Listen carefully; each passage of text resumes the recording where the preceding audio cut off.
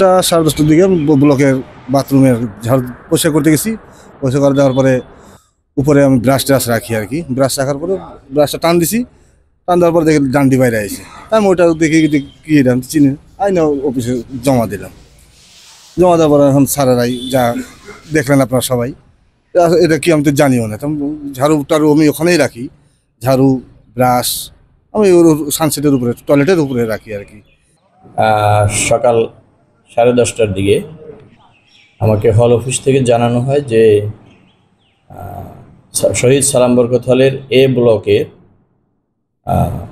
বাথরুমে ওয়াশরুম থেকে, দোতলার ওয়াশরুম থেকে সৃজনবাবু, আমাদের হলের sweeper, colour expert, George sap এবং মাইল্ড অন হ্যান্ডস টেকনোলজি সমৃদ্ধ অরিক্স ক্রিস্টাল ওয়াশ আপনার যখন পরিষ্কার করতে যায় তখন ওয়াশরুমের উপরের তাদের যে ব্রাশ রাখা হয় যেখানে ফলস ছাদে, সেখান থেকে ব্রাশ টান দিয়ে বের করার সময় একটা দেশীয় তৈরি কাঠের বাটযুক্ত পুরাতন একটা দেশীয় অস্ত্র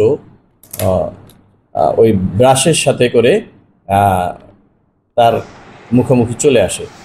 তখন সে ওটাকে নিজের বুদ্ধিতেই নিজেই ওটা নিয়ে এসে অফিসে জমা দেয়। অফিসে জমা দিলে পরে আমাকে ফোন দিয়ে জানায় অফিস থেকে।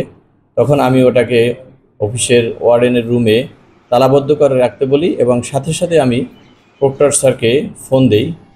প্রক্টর স্যারকে ফোন দেওয়ার সাথে সাথে প্রক্টর স্যার আমাদের সিকিউরিটি অফিসারকে হলে পাঠান এবং সিকিউরিটি অফিসারের মাধ্যমে আমরা পুলিশকে খবর দেই এই দেশীয় অস্ত্রটি পুলিশের হাতে হস্তান্তর করার জন্য।